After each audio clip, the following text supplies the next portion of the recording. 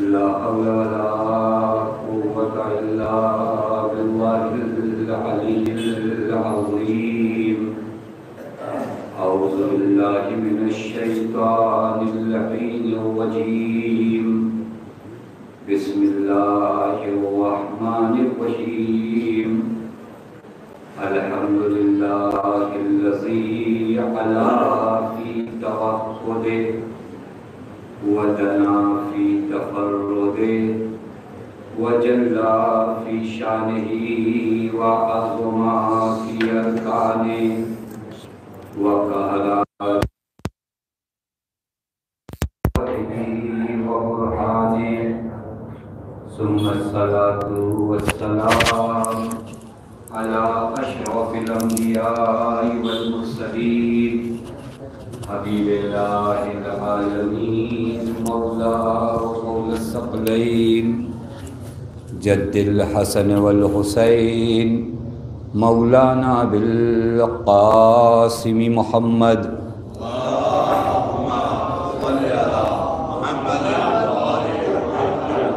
وعلى أهل بيته الطيبين الطاهرين المعصومين المظلومين المنتجبين لا سيما بقية الله في الأرضين واللعنة الدائمة الباقية العاجلة على أعدائهم ومنكري فوائلهم وغاصبي حقوقهم ومخربي شريعتهم أجمعين من الآن إلى يوم الدين. أما بعد فقد قال الله الحكيم في محكم كتابه بسم الله الرحمن الرحيم ولا تحسبن الذين قتلوا في سبيل الله أمواتا بل أحياء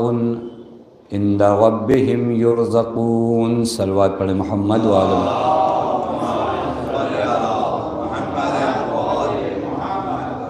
پروردگار عالم کا لاکھ لاکھ شکر ہے کہ اس معبود نے ہمیں اور آپ کو بارگاہ اہل بیت علیہم الصلاۃ والسلام میں حاضر ہونے کا شرف عنایت کیا. یہ مجالس جو منعقد ہوئی ہے در حقیقت اس ہستی کے لیے اور اس شخص کے لیے اور اس ذات کے لیے منعقد ہوئی ہے کہ جس نے ہمارے درمیان حقیقت میں دین پہنچایا ہے. یعنی اگر آج ہم سب اہل بیت علیہم الصلاۃ والسلام کی تعلیمات سے کسی حد تک واقف ہیں اور جانتے ہیں تو ان بزرگ کا بہت بڑا احسان ہماری گردنوں پر ہے. لہٰذا ہم اس ذات کا ذکر کرنے اور یہ ہے در اہل بیت کا شرف یہی ہے. اگر کوئی ان کے در پر صحیح سے نوکری کر لے تو اس کا ذکر بھی ممبروں پہ سے ہوتا ہے. توجہ فرما رہے ہیں قاضی نور اللہ شستری ایک نوکر ہیں در اہل بیت کے، لیکن چونکہ نوکری صحیح کی ہے لہٰذا اتنے دن گزر جانے کے بعد آج ہم و آپ بیٹھے ہیں اور اس ذات کا ذکر کرنے جا رہے ہیں. بہت عظیم المرتبہ ذات ہے. چونکہ 3 دن مجالس ہیں اور مجھ سے کہا گیا کہ شہداء کے بارے میں گفتگو ہو، تو میں یہ سوچ رہا ہوں کہ ان 3 دنوں میں ہم 3 شہیدوں کے بارے میں گفتگو کریں. ایک دن شہید اول علیہ الرحمہ کے بارے میں، اور ایک دن شہید ثانی یعنی شہید دوم، اور تیسرے دن شہید ثالث یعنی قاضی نور اللہ شستری. یہ معلوم ہونا چاہیے ہمارے بچوں کو، ہمیں. دیکھیں ان ہستیوں کے جب کردار کو ہم پڑھیں گے اور سنیں گے تو ایک خاص دل میں ہمارے بھی جذبہ آئے گا کہ انسان کس طرح دین کے لیے خدمت کرے. کہ آپ پورا ان شہداء کی میں تاریخ جہاں تک ممکن ہوگا پڑھوں گا. دشمنوں نے پوری کوشش یہ کی کہ ان حضرات کا جنازہ بھی باقی نہ رہے، لیکن آپ دیکھ رہے ہو اتنے سالوں بعد ان کا ذکر ہو رہا ہے۔ یعنی دو مشن ہے، شیطان چاہتا ہے اولیاء خدا کا ذکر نہ ہو، خدا چاہتا ہے ذکر فقط اولیاء خدا کا ہو۔ اب دنیا دیکھ لے کون جیت رہا ہے اور کون ہار رہا ہے۔ تم نے لاشوں کو جلا دیا، لاشوں کو جلا دیا، لاشوں کی راکھ کو ہوا میں اڑا دیا تاکہ کہیں قبر کا نشان بھی باقی نہ رہے۔ لیکن قدرت خدا عجیب ہے، تم ان شہیدوں سے قبر چھین سکتے ہو، لیکن ان شہیدوں کی محبت جو لوگوں کے دلوں میں بن جائے گی اسے کیسے ختم کرو گے؟ راہ خدا میں کوئی آگے تو بڑھے۔ میرے دوستو عزیزو، واقعاً شہداء کا ایک الگ مقام، ایک الگ مرتبہ، ایک الگ مقام، ایک الگ مرتبہ ہے۔ آپ دیکھیے، میں ابتدا میں عرض کر دوں، موت سبھی کو آنی ہے، مجھے بھی آنی ہے، آپ کو بھی آنی ہے، سب کو اس دنیا سے جانا ہے۔ لیکن موت دو طرح کی ہوتی ہے، ایک موت جو میرے پیچھے پڑتی ہے، یعنی میں بھاگتا ہوں موت دوڑاتی ہے۔ ایک مرتبہ معاملہ الٹا ہوتا ہے، موت بھاگتی ہے، انسان دوڑاتا ہے۔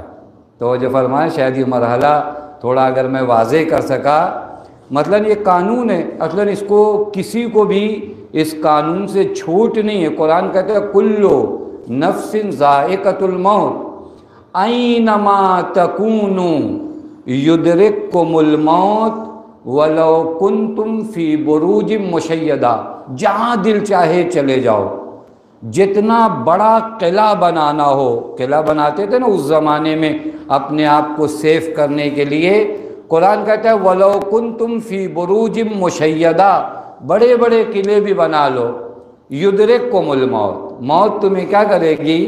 درک کر لے گی، موت تمہیں پا لے گی۔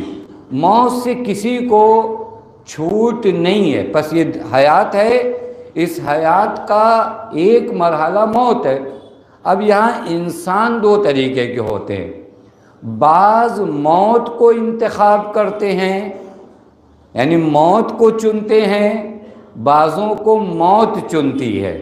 تو جو فرما رہے ہیں ہم جیسے آدمیوں کو موت چنتی ہے، شہداء موت کو چنتے ہیں۔ دیکھیں کتنا فرق ہے ان دو زندگیوں میں۔ شہید کو معلوم ہے کس راہ میں نکل رہا ہوں، موت ہے، لیکن یہ شہید موت کے پیچھے ہوتا ہے، موت کو چاہتا ہے۔ آپ دیکھ لیجئے شہداء کربلا، اور میں ابھی عرض کروں گا کہ ان دونوں موتوں میں زمین و آسمان کا فرق ہے۔ شہداء کربلا کو سرکار سید الشہداء نے کیا فرمایا؟ چلے جاؤ، چلے جاؤ، تم رہو چاہے نہ رہو، میری جان بچنے والی نہیں ہے۔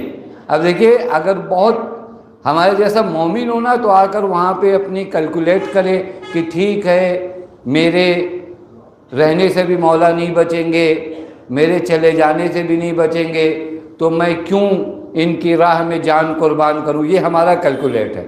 شہداء کربلا کا کیلکولیٹ کیا ہے کہ یہ زندگی بغیر حسین کے اگر رہے گی بھی کتنے دنوں تک، آخر تو موت ہے نا، اگر اس زندگی کو ملا دوں حسین کی ذات میں تو اب موت نہیں آنی ہے، ظاہراً سر جدا ہو جائے گا لیکن 1400 سال تک ہمارا ذکر ہوتا رہے گا۔ ایک صلوات پڑھے محمد وآل محمد۔ تو جو فرما رہے ہیں یہ موت ہے۔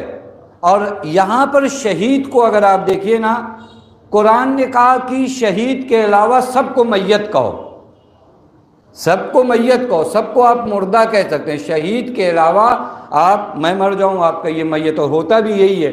کتنے بڑے بھی مرجع وقت عالم، ڈاکٹر، انجینئر مرتے ہیں تو کیا کہتے ہیں؟ ڈائریکٹ کہتے ہیں کہ جنازہ کہاں ہے، کوئی نام بھی نہیں پوچھتا۔ بہت صاحب آغا لگانے والے بھی اب کہتے ہیں جنازہ یہاں لاؤ، جنازہ آگے کرو، جنازہ پیچھے کرو، مجھے میت کہا جاتا ہے میرے مرنے کے بعد۔ لیکن شہید کو قرآن کہتا ہے، کیا کہتا ہے؟ وَلَا تَقُولُوا لمن یقتل فی سبیل اللہ اموات بل احیاء ولکن لا تشعرون۔ یہ جو راہ خدا میں اپنی جان دیتے ہیں، لا تقولو، انہیں مت کہو میت، بل احیاء، یہ زندہ ہیں، ولکن لا تشعرون، لیکن ان کی زندگی کو تم نہیں سمجھ پاتے، تمہاری دنیا بڑی چھوٹی سی ہے۔ میں مثال دوں تو شاید بات ایک بچہ جو ماں کے شکم میں ہو نا، اگر فرض کریے اگر اس بچے سے کہا جائے کہ اس ماں کے شکم کے علاوہ ایک بہت بڑی دنیا ہے جہاں بڑے حسن و جمال ہیں، یہ ہیں وہ ہے، اس بچے کو اگر خدا زبان دے نا تو کہے گا کیا بول رہے ہو، مجھے کچھ بھی نہیں سمجھ میں آ رہا ہے، میں سمجھتا ہوں دنیا یہی ہے، میں سمجھتا ہوں دنیا یہی ہے۔ ماں کے شکم میں رہنے والا بچہ سمجھتا ہے دنیا یہی ہے، اس سے کہو اس سے بڑی دنیا تمہارا انتظار کر رہی ہو، کہے گا مجھے کچھ نہیں سمجھ میں آتا۔ یہی حال ہمارا اور آپ کا ہوتا ہے، ہم سمجھتے ہیں جب تک اس دنیا میں ہیں تب تک زندہ ہیں، قرآن کہتا ہے نہیں نہیں، اس سے بڑی زندگی ہم شہداء کو دیں گے، جس زندگی کو تم سمجھ بھی نہیں سکتے، وہ زندگی وہ ہوگی کہ اب شہداء تمہیں رزق بانٹیں گے۔ توجہ فرما رہے ہیں، یہ ہے شہید کی زندگی۔ قرآن کہتا ہے کبھی اسے مردہ مت کہنا، لا تقولو، مت کہو مردہ۔ یہ ایک آیہ کریمہ جو میں نے عنوان ہے لا تحسبن الذین قتلوا فی سبیل اللہ امواتا، کبھی انہیں مردہ مت شمار کرنا، بلکہ یوں کہوں جب تک شہید راہ خدا میں، یہ جملہ شاید میں پہنچا سکوں، جب تک شہید راہ خدا میں اس دنیا سے جاتا نہیں اس وقت خود زندہ ہوتا ہے، اور جب راہ خدا میں جان دے دیتا ہے تو اب زندگی بانٹنا بھی شروع کرتا ہے۔ توجہ فرما رہے ہیں، اب شہید خود اکیلے زندہ نہیں ہوتا بلکہ زندگی بانٹتا ہے، اور شاید آج ہماری یہ جو زندگی ولایت سے بھری ہوئی زندگی ہے یہ انہی شہیدوں نے عطا کیا ہے جنہوں نے راہ خدا میں اپنی جانوں کو قربان کیا۔ یہ ایک فرق ہے عام موتوں میں اور شہید کی موت میں۔ اور بتاؤں آپ کی خدمت میں شہید کسے کہتے ہیں؟ شہید کی موت اور ہماری موت میں فرق کیا ہے؟ ہم جب اس دنیا سے جاتے ہیں نا تو جو فرما رہے ہیں تو ہمارا جو ہے استقبال ہوگا۔ دیکھیں کوئی بڑا آدمی کہیں پہنچے تو شاید ہو سکتا ہے اس کا استقبال کرنے کے لیے ایک پورا مجمع جمع ہو۔ ہم جب اس دنیا سے جائیں تو ہمارا استقبال کرنے والا کوئی ہو نہ ہو نہیں پتہ، ایک سہارا ہے ہمارا، وہی قبر میں حضرت کا سہارا ہے۔ اور بار بار یہی عرض کرتے ہیں، شب جمعہ بھی ہے، مولا حسین سے بس اتنا ہی کہیں گے کہ آقا ہمارے اعمال پہ بھروسہ نہیں ہے، بس ہمیں اس محبت پہ بھروسہ ہے جو آپ کی نسبت ہے۔ قبر اول، روز اول، شب اول، فقط آپ ہماری قبر میں آ جائیے گا، ہمارا بیڑا پار ہو جائے گا۔ توجہ فرما رہے ہیں، ہمارا استقبال ہو نہ ہو، لیکن روایت میں ملتا ہے جب شہید اس دنیا سے جاتا ہے، اذا وصلا الی الارض، یعنی جب شہید زمین پر گرتا ہے نا، روایت کہتی ہے اذا وصلا الی الارض، ابھی شہید زمین پر گرتا ہے تو زمین کیا کہتی ہے معلوم ہے؟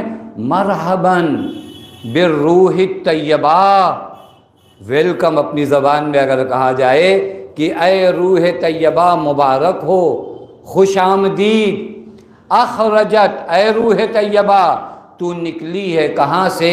من البدن الطیب، ایک پاک بدن سے نکل کر آئی، اس روح کو زمین خوش آمدید کہتی ہے۔ اس کے بعد روایت کا جملہ معلوم ہے کیا ہے؟ روایت کا جملہ ہے اب اس شہید کو ہم وہ اجر عطا کریں گے ما لا عین رأت ولا اذن سمعت ولا خطر فی قلب بشر، ایسا اجر خداوند متعال کہتا ہے اب اس شہید کو میں وہ اجر عطا کروں گا نہ کسی کان نے سنا ہوگا، نہ کسی آنکھ نے دیکھا ہوگا، اور نہ کسی ذہن میں وہ اجر آ سکے گا۔ یہ اجر ہم اس شہید کو دیں گے۔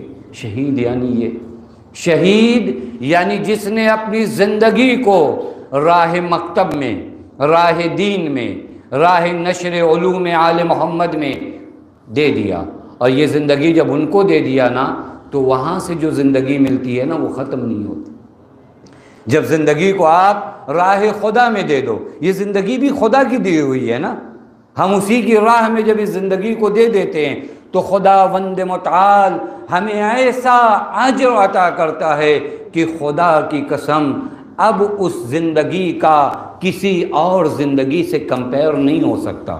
آپ دیکھیں، میں نے روایت دیکھا، روایت میں جب انسان اس دنیا سے جائے گا نا اور روز محشر آئے گا تو اس کے نامہ اعمال میں 3 چیپٹر ہوں گے۔ اے کاش شہداء کی اس مجلس میں ہم ایک پیغام اور درس لے کر جائیں۔ 3 چیپٹر ہوں گے، ایک آپ کی نیکیاں آپ کے نامہ اعمال میں، ایک حقوق اللہ، ایک حقوق الناس۔ یہ 3 چیپٹر سب کے نامہ اعمال میں، نیکیاں ہیں، حقوق اللہ ہے، حقوق الناس ہے۔ ہمیں کوشش کرنا چاہیے حقوق الناس یعنی لوگوں کے حق، ماں باپ کے حق، پڑوسی کے حق، دوستوں کے حق، ہر طرح کے لوگوں کے حق ہیں ہماری گردنوں پر۔ مومن کے ایک دوسرے پر حق ہیں، مومن ایک دوسرے پر کیا رکھتے ہیں؟ حق رکھتے ہیں۔ خدا کی قسم بعض روایت میں المومن للمومن بمنزلۃ البنیان، ایک بلڈنگ جیسے ہوتی ہے نا، مومن مومن کی نسبت اس بلڈنگ کی طرح ہے۔ بلڈنگ کی طرح یعنی کیا؟ یعنی اینٹ دیکھا ہے آپ نے بلڈنگ میں، ایک اینٹ دوسرے اینٹ کو سہارا دیتا ہے، دوسرا اینٹ تیسرے اینٹ کو سہارا دیتا ہے، درمیان میں سے 3-4 اینٹ اگر نکال لو نا پوری عمارت گر جاتی ہے۔ کا مومن مومن کی طرح ایسے ہی ہے، پہلا مومن دوسرے کو سہارا دے، دوسرا مومن تیسرے کو سہارا دے، اور اسی طرح یہ عمارت ایمان بنتی جائے۔ لہٰذا جب کسی مومن کو دیکھو کہ وہ تنہا ہے تو اگر مومن ہو تو سہارا بن جاؤ۔ توجہ فرما رہے ہیں، یہ مرحلہ ہے مومن کا، میں جہاں تک آپ کو لانا چاہ رہا ہوں۔ پس حق الناس ہے، حق اللہ ہے، ہماری نیکیاں ہیں۔ ہم سب کے نامہ اعمال میں 3 چیپٹر ہیں، لیکن شہید کے نامہ عمل میں 1 چیپٹر کم ہو جاتا ہے۔ شہید کے نامہ اعمال میں 1 چیپٹر کم ہے، معلوم ہے کون سا؟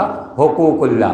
خدا کہتا ہے میں نے اپنے سارے حق معاف کر دیے، میں نے اپنے سارے حق کیا کر دیے؟ معاف کر دیے، چونکہ اس نے میری راہ میں جان دیا۔ حقوق اللہ کوئی معمولی چیز نہیں۔ خدا کہتا ہے یہ حقوق اللہ کا چیپٹر اس کے نامہ عمل سے ختم کر دو۔ یہاں پر پھر دوبارہ درس ہے، شہادت بہت بڑا درجہ ہے، لیکن حقوق الناس کا مرحلہ وہاں پر بھی موجود ہے۔ یہ ہمارے اور آپ کے لیے ایک درس ہے، بہت بڑا مرتبہ، لیکن کہا حقوق الناس کے لیے تمہیں بھی کھڑا کیا ہے۔ تم شہید ہو لیکن ہم کبھی کبھار حقوق الناس میں آ کر فیل ہو جاتے۔ حقوق الناس میں آنے کا یہ چھوڑو تو کہہ تو دیا، ڈانٹ تو دیا ان کو، مار تو دیا ان کو، کوئی اس سے زیادہ تھوڑی نہیں کہا۔ ہم نے کوئی خانہ کعبہ پہ تھوڑی نہیں کیچڑ پھینکا، نہیں، آپ نے اس سے بڑا کام کیا ہے۔ اگر ایک مومن کی توہین کیا گیا ہے، المومن اعظم حرمۃ من الکعبہ، کعبے سے زیادہ محترم مومن ہے۔ جس طرح کعبے کی اوپر غلاظت پھینکنے پر آپ اپنے آپ کو مجرم سمجھتے ہو، مومن کی توہین کرتے وقت بھی آپ اپنے آپ کو مجرم سمجھو، مجرم سمجھو۔ خدا کی قسم یہ حقوق الناس کا چیپٹر بہت اہم ہے۔ لہٰذا یہ دوسرا فرق ہوا، حقوق اللہ ہٹا لیے جائیں گے۔ اس کے بعد شہید کے ساتھ ایک کام کیا ہوگا معلوم ہے؟ شہید کے لیے سب سے آسان مرحلہ یہ ہوگا کہ اس سے سوال قبر نہیں ہوگا۔ سوال قبر متیقنات میں ہے، یاد رکھنا۔ کبھی کبھار ہم لوگ ممبر پہ سے ایسا شعر پڑھ کے چلے جاتے ہیں کہ نہیں کون تم سے سوال پوچھے گا، نہیں سب سے پوچھے گا۔ توجہ فرما رہے ہیں، سوال قبر کے لیے اپنے آپ کو کیا کرو؟ تیار کرو۔ خدا کے امام معصوم ہم سے جھوٹ تھوڑی نہیں کہیں گے، الیاذ باللہ۔ امام فرماتے ہیں اپنے آپ کو تیار کر کے آؤ۔ ہم آئیں اور میرے جیسا خطیب یا شاعر کوئی بیٹھ کر گئے، نہیں آپ کو سوال قبر کی تیاری کرنے کی ضرورت نہیں۔ اور ایک بات اور آپ کی خدمت میں عرض کروں بریکٹ میں، وہ یہ کہ دنیا میں دل میں کچھ ہو، زبان پہ کچھ ہو، چلتا ہے، لیکن وہاں پہ جو دل میں ہوگا وہی زبان پہ آئے گا۔ پوری زندگی اگر خدا کو رب سمجھا ہے نا، تب جب سوال قبر ہوگا ومن ربک تو کہو گے ربی اللہ۔ لیکن اگر پوری زندگی خدا کو رب نہیں سمجھا تو وہاں ربی اللہ نہیں نکلے گا۔ توجہ فرما رہے ہیں، لہٰذا سوال قبر شہید سے نہیں ہوگا۔ یہ مرتبہ اس سے زیادہ بہت مرتبہ ہے، لیکن میں شاید شہید اول کے بارے میں چونکہ بیان کرنا چاہوں نہ بیان کر پاؤں، جلدی جلدی ان باتوں کو ختم کر رہا ہوں۔ میرے دوستو عزیزو، شہید کا مقام، شہید کا مرتبہ بہت عظیم ہے۔ ہم یاد شہید کیوں مناتے ہیں؟ ایک وجہ کیا ہے؟ ان کو ہدیہ کرتے ہیں، احسان ہے۔ میں نے ابتدا میں عرض کیا کہ اگر کسی نے مجھے 2 چیزوں کا علم دیا ہے تو اس کا میری گردن پر کیا ہے؟ احسان ہے۔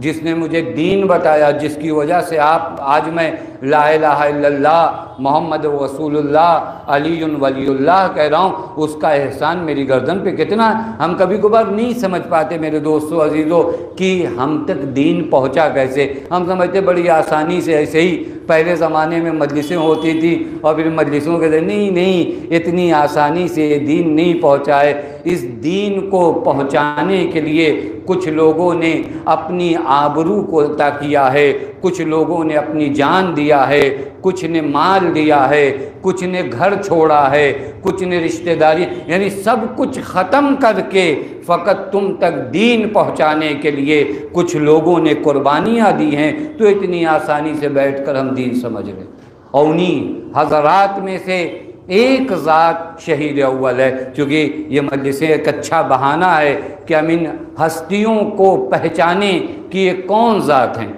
3 شہید جن کا تذکرہ ان 3 مجلسوں میں انشاءاللہ کوشش کروں گا کہ آپ کی خدمت میں بیان کروں۔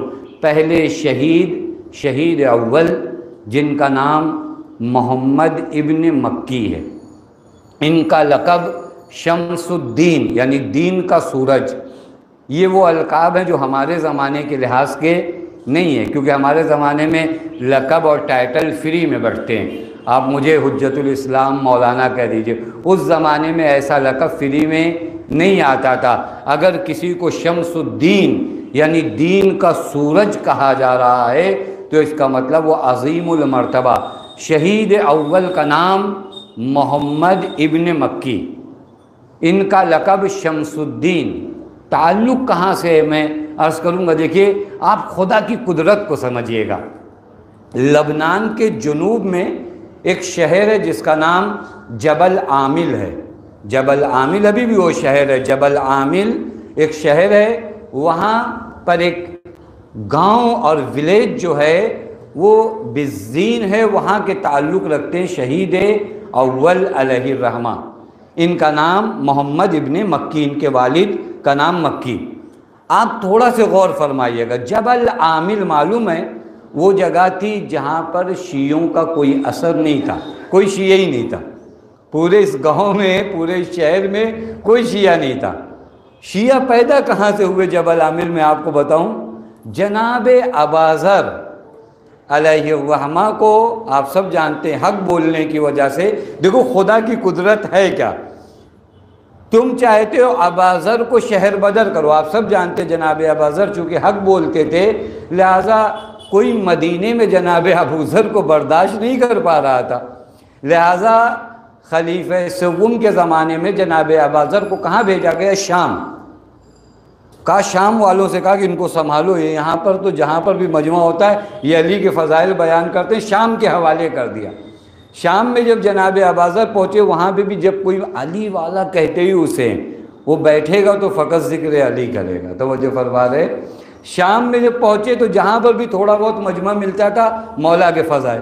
شام کا حاکم پریشان، اپنی زبان میں کہا جائے کہ اس نے مدینے والوں سے کہا کہ تم نے اپنا ٹینشن اتار کے ہمارے پاس بھیج دی، تم سنبھال نہیں پا رہے ہو، ہم ان کو نہیں سنبھال پا رہے ہیں۔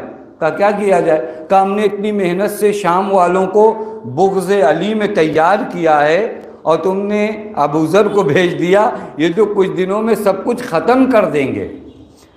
توجہ فرمائیے گا میرے دوستو عزیزو، اگر تمہارے وجود میں حق کی زبان ہے تو تلوار و نیزے ڈرتے ہیں، حق کی زبان نہیں گھبراتی ہے۔ پورے شام میں اباذر تنہا ہے لیکن حکومت گھبرا رہی ہے، کہیں یہاں سے بھی ہٹاؤ۔ اب یہاں سے شام والوں نے کہاں بھیجا؟ میں عرض کروں کہ شہید اول کا وجود کیسے آیا۔ شام والوں نے ان کو بھیجا لبنان، جبل عامل۔ جبل عامل وہی گاؤں ہے۔ اب ظاہر سی بات ہے جناب اباذر جب پہنچے، انہوں نے دین پہنچایا، وہ حقیقی دین جسے پیغمبر بتا کر گئے تھے۔ لہذا جبل عامل کے لوگ شیعہ علی ہوئے جناب ابو ذر کے ہاتھوں میں۔ اب آپ انصاف سے بتائیے کہ ان کا ایمان کتنا پاور رہا ہوگا اس ایمان میں کہ جنہیں ابو ذر نے محبت علی بتائی ہو، جن کے دلوں میں ابو ذر نے ولایت علی کا بیج لگایا ہو، کتنی برکت ہوئی معلوم ہے۔ کبھی ہمارے یہاں کہتے ہیں ایک آدمی کے جانے سے کیا ہوگا، میں اگر اکیلے حق بولوں گا تو کیا ہوگا۔ جبل عامل کون گیا تھا؟ فقط ابو ذر گئے تھے نا۔ جبل عامل نے معلوم ہے کیا کیا ہے؟ تاریخ میں ملتا ہے کہ شہید اول کے زمانے میں ایک جنازہ، ایک آدمی مرا، اس کے جنازے میں جب لوگ آئے ہیں اور کاؤنٹ کیا گیا تو معلوم ہے جبل عامل میں ہوا کیا؟ 70 مجتہد۔ کتنے مجتہد؟ وہ جبل عامل جہاں پر لوگ کلمہ لا الہ الا اللہ نہیں جانتے تھے، ابو ذر نے ایسی محبت کی بیج لگائی کہ آج ایک جنازہ اٹھتا ہے تو جنازے کی تشییع جنازہ میں 70 مجتہد شرکت کرتے ہیں۔ کتنے مجتہد؟ 70 مجتہد۔ اور 6 سینچری تک، آپ پوری تاریخ اٹھا کر دیکھو، 6 سینچری تک شیعوں کی، مکتب اہل بیت کی ترویج کرنے کے لیے 6 سینچری تک جس نے بڑے سے بڑے عالم دیے، اس سرزمین کا نام جبل عامل۔ اب دیکھو ایک شخص گیا نا، جناب ابا ذر گئے، کتنا بڑا انقلاب آیا، اور اسی سرزمین سے جو ذات پیدا ہوئی اس کا نام کیا ہے؟ شہید اول۔ میں بھی آپ کو اگر نام گناؤں نا، جبل عامل کے علماء، شہید ثانی بھی معلوم ہے کہاں کے ہیں؟ جبل عامل کے۔ محقق ثانی کہاں کے معلوم ہے؟ جبل عامل کے۔ شیخ بہائی، یہ وہ نام بتا رہا ہوں جو آپ کے کانوں نے بھی کبھی سنا ہوگا۔ شیخ بہائی کہاں سے ہیں؟ جبل عامل کے۔ پس شہید اول، شہید ثانی، محقق ثانی، شیخ بہائی، علامہ شرف الدین عاملی، یہ سب لوگ کہاں سے تعلق رکھتے ہیں؟ جبل عامل سے۔ ایک نام اور بتاؤں جو آپ سب کو یاد ہے، جناب شیخ حر عاملی، جن کا روضہ کہاں پر ہے؟ 8ویں امام کے روضے میں ان کی قبر ہے۔ شیخ حر عاملی کا ولادت کی جگہ کیا ہے؟ جبل عامل۔ کتنی برکتیں ہوئی۔ ایک جگہ جہاں جناب ابو ذر گئے، وہاں پر دین کی بیج لگایا۔ دیکھو یاد رکھنا، خدا کی قسم، آپ اپنی ذمہ داریاں ادا کرو۔ میں کھیتی سے مثال دوں، ایک کسان ایک بیج لگاتا ہے نا، گیہوں کی ایک بیج لگاتا ہے، اس ایک بیج سے خدا کیا کرتا ہے؟ ایک خوشے میں 70 دانہ پیدا کرتا ہے۔ کسان کی ذمہ داری 70 دانہ نکالنے کی نہیں ہے، وہ ایک بیج صحیح لگانے کی ہے۔ تمہاری بھی ذمہ داری فقط یہ ہے، ولایت علی کا بیج صحیح لگا دو، 70 دانے وہاں سے خدا نکالے گا۔ ایک صلوات پڑھے محمد وآل محمد۔ ہم اپنا وظیفہ انجام دیں، ہم کو نہیں لگے کہ نہیں ابھی مجلس میں اتنے لوگ ہیں کم کیوں ہیں، نہیں، ہم اپنا وظیفہ، میرا کام، آپ کا کام کیا ہے؟ اپنی ذمہ داری کو ادا کرنا، مبارک کرنا خدا کا کام ہے۔ خدا جناب ابا ذر اکیلے گئے، لیکن آج دیکھ لو تاریخ تشیع پر جبل عامل نے اتنے احسانات کیے، اتنے، جہاں سے شہید اول علیہ الرحمہ کوئی معمولی ذات ہے۔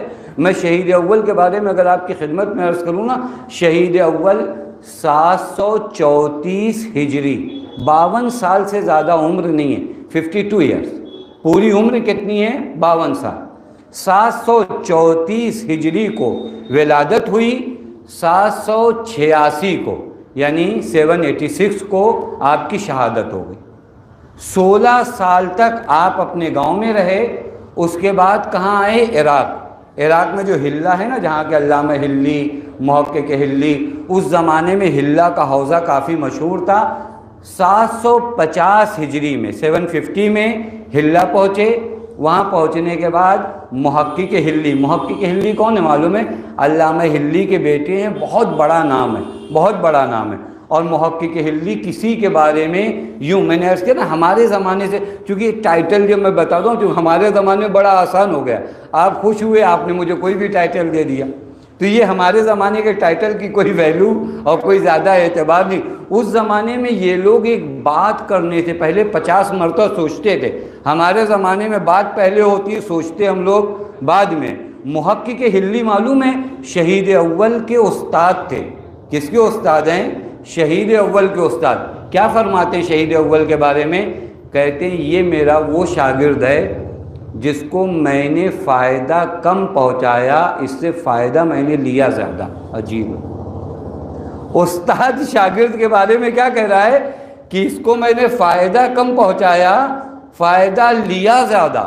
شہید اول کے بارے میں محقق حلی فرماتے ہیں علامہ حلی کے بیٹے ہیں، کیا فرماتے ہیں؟ علامۃ المتقدمین والمتاخرین۔ عجیب ہے، واقعاً عجیب ہے، علامہ متقدمین و متاخرین۔ میں ایک بات عرض کر دوں تاکہ آپ کو معلوم ہو کہ محقق حلی کسی کو، یہ تو اپنے والد کے پیچھے انہوں نے نماز پڑھنا چھوڑ دیا تھا، معلوم ہے، یہ اتنے محتاط آدمی تھے۔ علامہ حلی ان کے والد ہیں۔ ایک مرتبہ علامہ حلی کہیں نکلے، سفر پہ ہوتا ہے کبھی کبھار، بہت دن ہو گیا تو آدمی اپنی زبان میں کہتے ہیں ہم لوگ ہل اسٹیشن پہ جاتے، خوب علامہ حلی تھوڑا گھومنے نکلے، ایک ہفتے 2-4 دن کے لیے۔ لوٹ کر جب آئے نماز جماعت پڑھاتے تھے، علامہ نے دیکھا کہ محقق حلی جو ان کے بیٹے تھے وہ نماز جماعت میں نہیں آتے۔ علامہ حلی نے پوچھا بیٹا تم نماز جماعت میں نہیں آتے، کوئی ریزن ہے؟ کہا حقیقت میں آپ یہ 3-4 دن جو گئے تھے نا، تو یہ سفر پہ نہ آپ نے کوئی واجب کام انجام دیا، چونکہ آپ کا کام پڑھنا پڑھانا تھا، آپ واجب کو چھوڑ کر گئے تھے، لہذا آپ نے اپنی زندگی کا 3-4 دن اپنی زبان میں کہا جائے ویسٹ کیا۔ تو اب عدالت جو آپ کی ہے نا وہ میری نگاہ میں تھوڑا سے ڈاؤٹ فل ہو گئی ہے، لہذا میں آپ کے پیچھے نماز نہیں۔ باپ سے بیٹا کہہ رہا ہے۔ اس وقت تاریخ میں ملتا ہے کہ علامہ نے اپنے جھولے سے ایک کتاب نکالی، اس کتاب کو اپنے بیٹے کو دیا، کہا یہ کتاب میں نے اس سفر پر لکھی ہے 3-4 دن میں، اور اس کتاب میں معلوم ہے کتنا مسئلہ ہے؟ 8000 مسئلہ ہے جو علامہ نے گھومنے کی نیت سے جا کر لکھا تھا اور کہا یہ کتاب پڑھو۔ اس وقت سے محقق حلی اپنے باپ کے پیچھے نماز پڑھنے لگے۔ یہ پوری بات اس وجہ سے کہا کہ جو شخص اپنے باپ کے پیچھے نماز پڑھنا اس ڈاؤٹ سے چھوڑ دے کہ زندگی کا 3-4 دن انہوں نے کیسا گزارا ہے، وہ کسی کو اگر کہے علامۃ المتقدمین والمتاخرین تو یوں ہی نہیں کہے گا۔ توجہ فرمائیں، یوں ہی نہیں کہے گا کسی کے بارے میں، جملہ یوں ہی نہیں کہے گا۔ یہی وہ شہید اول جن کے بارے میں معلوم ہے، خدا کی قسم خالی ان علماء کی کبھی تاریخ پڑھنا کہ اچھی چیز ہے، اچھی چیز ہے کہ ہم جانیں۔ ہم کو کبھی کبھار لگتا ہے کہ دین ایسے ہی آسانی سے آ گیا۔ شہید ثانی نے شہید اول کے بارے میں معلوم ہے کیا کہا؟ محیے، عجیب ہے، محیے ما درسا عن المرسلین، یعنی وہ دین جو آیا تھا اس دین کو نابود کیا جا رہا تھا، اس نابود دین کو جس ذات نے زندہ کیا اس ذات کا نام شہید اول ہے۔ اس ذات کا نام کیا ہے؟ شہید اول۔ چونکہ آپ کو بھی میں عرض کروں اگر وقت رہا آخر تک کہ جس زمانے میں زندگی گزار رہے تھے نا، اس زمانے میں نام علی لینا بھی جرم تھا، نام علی لینا بھی جرم تھا۔ کوئی معمولی زندگی نہیں گزار رہے تھے ہماری طرح نارمل۔ ہم لوگ الحمدللہ اتنی اچھی مسجد میں بیٹھ کر آپ سن رہے ہو، میں سنا رہا ہوں، یہ مجمع بھی بیچارہ سننے آیا ہے، میں بھی سنانے آیا ہوں، ہر ایک آپ لوگ اچھے سے دیکھ رہے ہو، سن رہے ہو۔ وہ زمانہ الگ تھا، وہ زمانہ خدا کی قسم الگ تھا، یعنی اپنے مذہب کا اظہار بھی نہیں کر سکتے تھے اور مذہب کو بچانا بھی تھا۔ یہ سخت ہے یا سخت نہیں؟ میں اپنے مذہب کا اظہار بھی نہ کروں اور مجھے اپنے مذہب کو بچانا بھی پڑے۔ معلوم ہے شہید اول نے، عرض کروں آپ کی خدمت میں خدا کی قسم، جب آپ خدا سے کبھی تجارت کرو، دنیا والوں سے بہت تجارت کرتے ہو نا، خدا سے تجارت کرو۔ وہ جملہ ہے نا دعا کا، یا من یؤتی الکثیر بالقلیل، یہ جملہ خوب یاد کرو۔ اے وہ خدا جو میرے معمولی عمل کے مقابلے میں بہت زیادہ دیتا ہے۔ میرا عمل کہاں اور خدا کی عطا کہاں؟ خدا سے جب کوئی تجارت، میں کل انشاءاللہ عرض کروں گا جب شہید ثانی پہ، خدا سے جب کوئی تجارت کرتا ہے نا تو خدا اسے بہت دیتا ہے، بہت دیتا ہے۔ اب وہ دیتا کیا ہے؟ وہ زندگی مبارک دیتا ہے۔ معلوم ہے شہید اول نے کیا کیا؟ شہید اول نے ایک کتاب لکھی ہے، بعض چیزیں آپ لوگوں کے ذہن میں ہونی چاہیے۔ کتابیں تو بہت لکھی، بہت لکھی، شاگرد بھی بہت زیادہ۔ ان کے ایک شاگرد کا فقط نام لوں، فاضل مقداد۔ فاضل مقداد کی ایک کتاب ہے شرح باب و ہادی العشر، یہ علامہ کی کتاب ہے، اس کی شرح فاضل مقداد نے کیا۔ کنز العرفان فی الفقہ، یہ بھی فاضل، بہت بڑا نام ہے۔ ہمارا مجمع چونکہ بھی ہم لوگ تھوڑا سے ان چیزوں سے آشنا نہیں ہے تو لہٰذا ان خدمتوں کو تھوڑا ہم لوگ درک نہیں کر پاتے۔ فاضل مقداد دنیائے علم تشیع میں بہت بڑا نام ہے۔ اللہ شہید کے شاگردوں میں سے ایک شاگرد فاضل مقداد۔ ایک کتاب آپ کو بتاؤں، شہید نے ایک کتاب لکھی معلوم ہے جس کا نام اللمۃ الدمشقیہ۔ کتنے دن میں یہ کتاب لکھی معلوم ہے؟ 7 days، 7 دنوں میں۔ کتنے دنوں میں کتاب لکھی؟ 7 دن۔ کتاب کتنی لکھی معلوم ہے؟ آپ کبھی اٹھا کے دیکھنا، توضیح المسائل آپ دیکھتے ہو نا، توضیح المسائل سے زیادہ مسئلے ہوتے ہیں۔ کتاب الطہارات سے کتاب الدیات، مجھ جیسے مولوی کو فقط آپ کو نام گنانے کو تو میں نام نہیں گنا سکتا۔ اس ذات نے 7 دنوں میں کتاب لکھی۔ وہ 7 دنوں میں جو انہوں نے کتاب لکھی نا، معلوم ہے اس کا اثر کیا ہے؟ آج تک وہ کتاب ہمارے حوزے میں پڑھائی جاتی ہے۔ جب تک اس کتاب کو کوئی پڑھ نہیں لیتا جلدی مجتہد نہیں بن پاتا۔ 7 دن میں کتاب لکھنے والے، عجیب نہیں ہے؟ 7 دن میں کتاب لکھی۔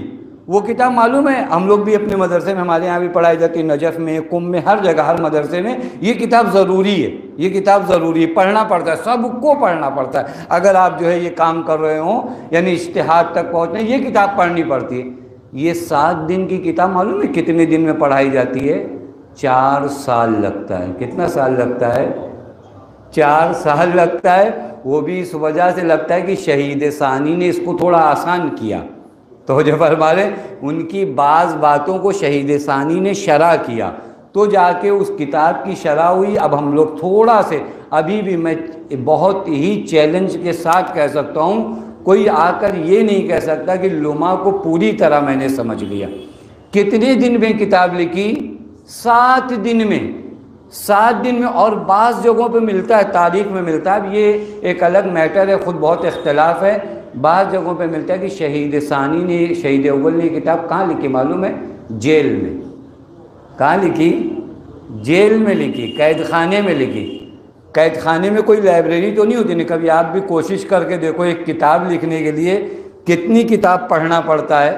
اگر آپ کو 100 ورق لکھنا پڑے نا تو کم سے کم اگر آپ 10,000 صفحہ پڑھو گے تو 100 صفحہ لکھ پاؤ گے۔ جیل میں کون سی لائبریری تھی؟ کتاب کیسی لکھی کہ 700 سال سے پڑھائی جا رہی ہے۔ 7 دن میں لکھی ہوئی کتاب 700 سال سے ابھی تک حوزے میں پڑھائی جا رہی، اسی کو کہتے ہیں زندگی مبارک۔ اگر راہ خدا میں تم اٹھو گے تو خدا تمہاری ذات کو اتنا مبارک قرار دے گا کہ تمہارا 7 دن 7 صدیوں سے بڑا ہو جائے گا۔ ایک صلوات پڑھے محمد وآل محمد۔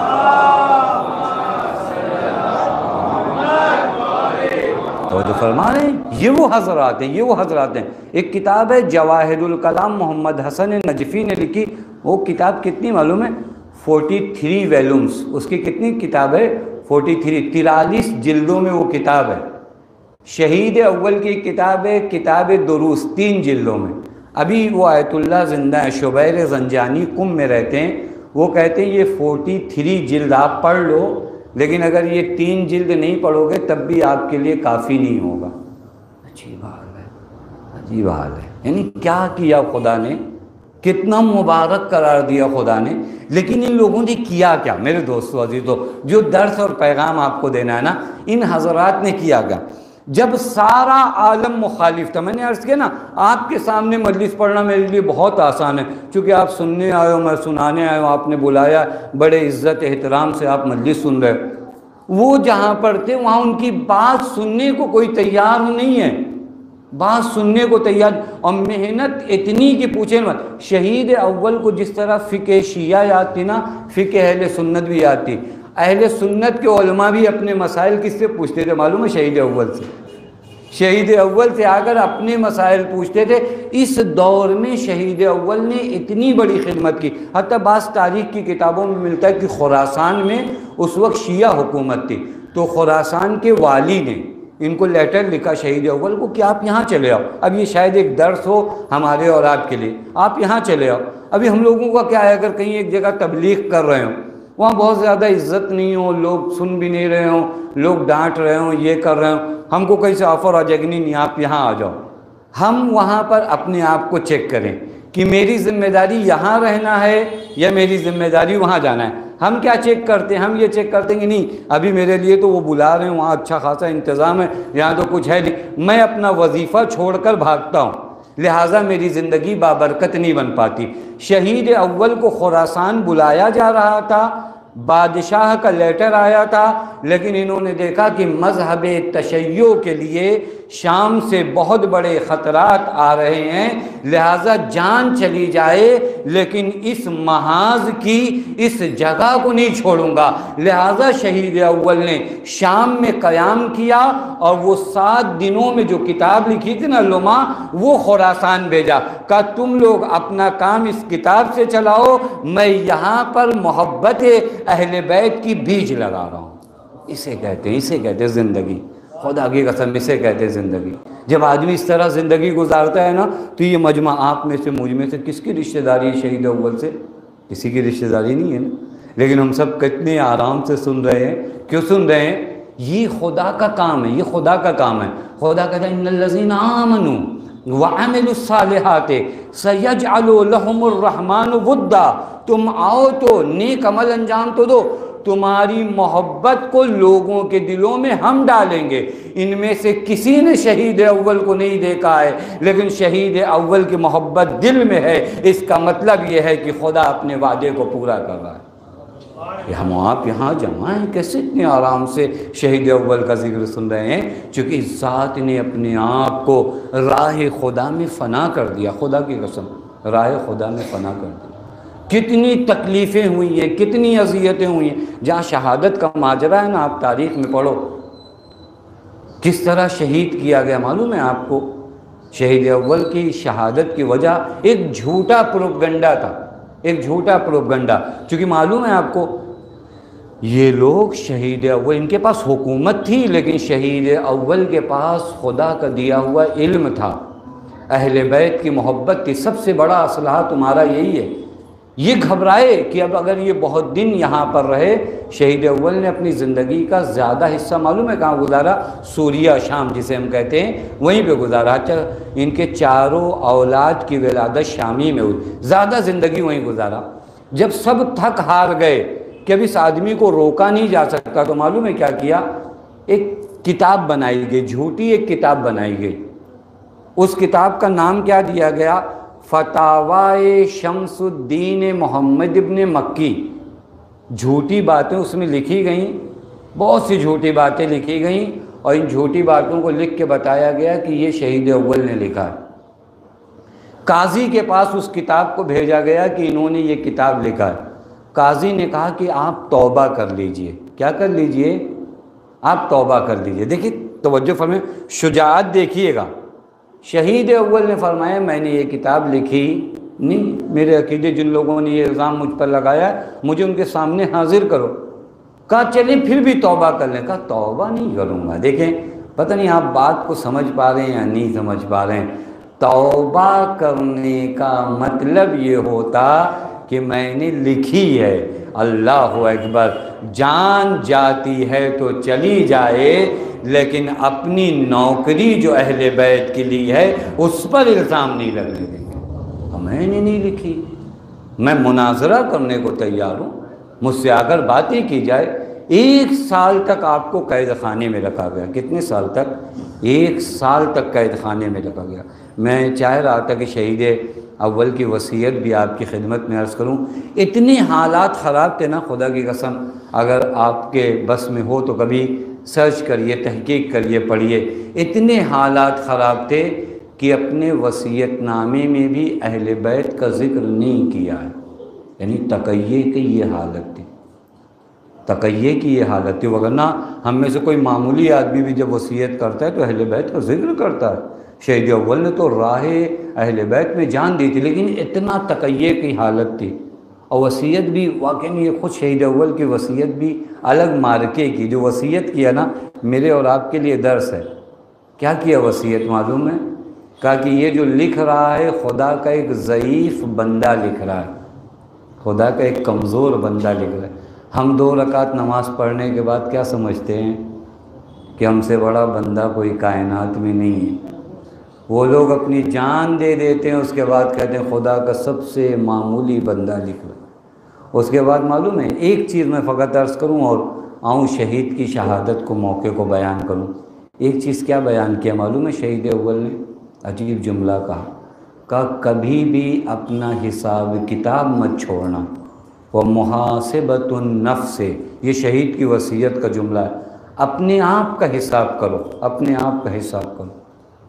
فِي اللیل والصباح، روز و شب حساب کرو۔ آپ کتنا بڑا بھی بزنس کر رہے ہو نا، 1 ہفتہ حساب کتاب چھوڑ دو نا، آپ کا بزنس خراب ہو جائے گا۔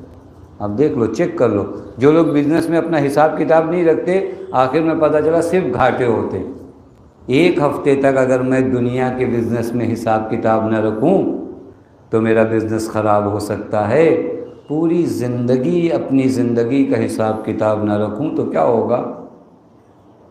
میری پوری زندگی بے حساب گزرے، قبر میں جا کے آنکھیں کھلے تو کیا فائدہ؟ قبر تو روز عمل نہیں ہے نا، قبر روز عمل نہیں ہے نا۔ شہید آپ سب سے ایک وصیت کر کے گئے ہیں، کیا کیا ہے؟ کَمُحَاسَبَةُ النَّفْسِ، اپنے آپ کا حساب کرو، خدا کی قسم حساب کرو، بڑا آسان ہو جاتا ہے۔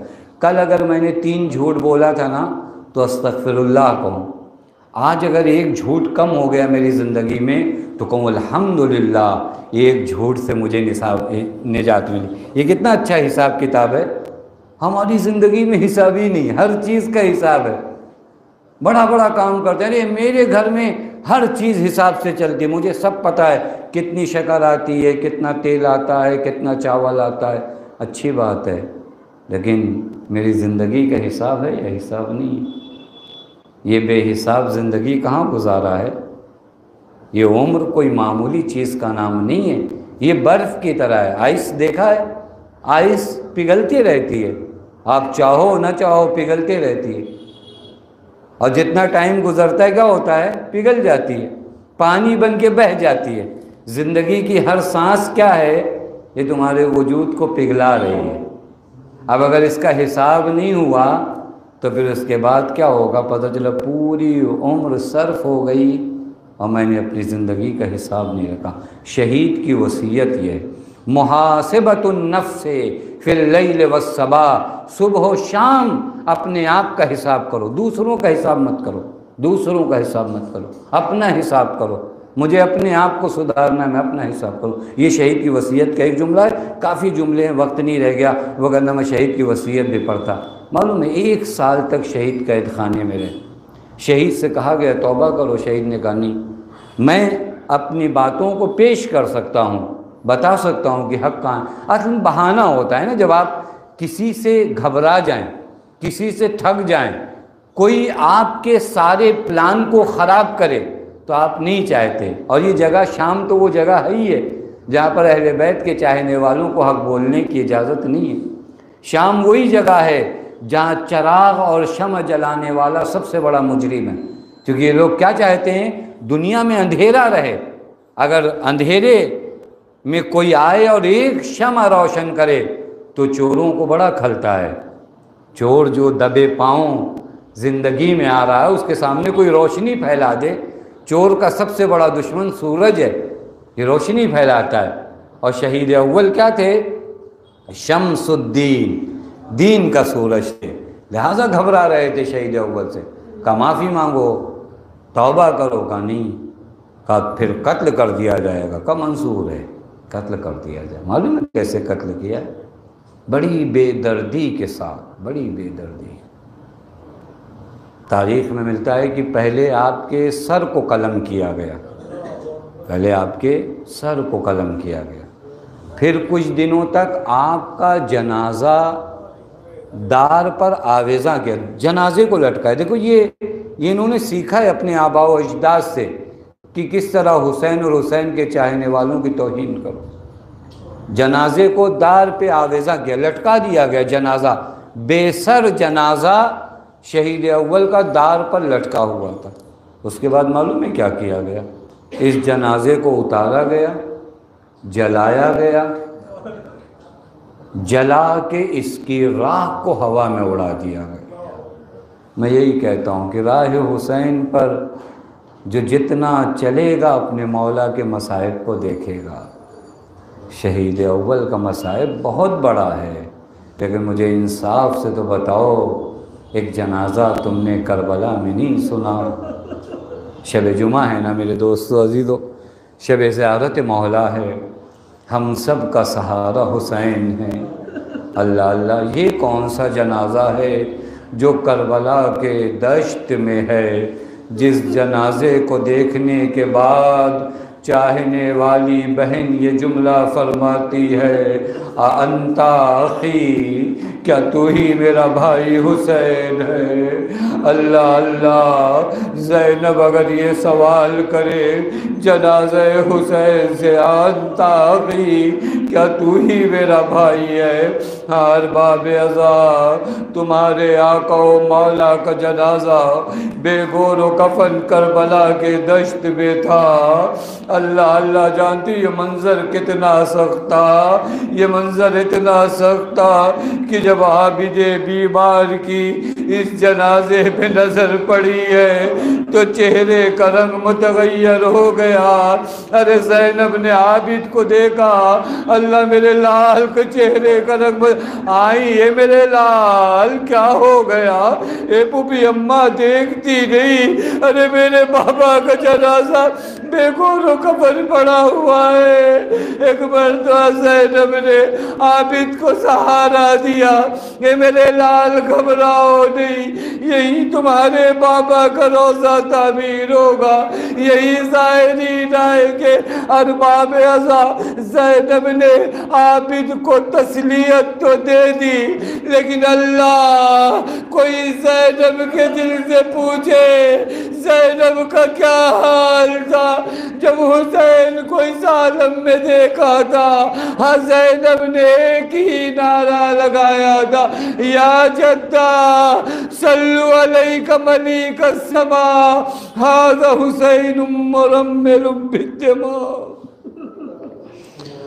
وسيعلم الذين ظلموا أي منقلب ينقلب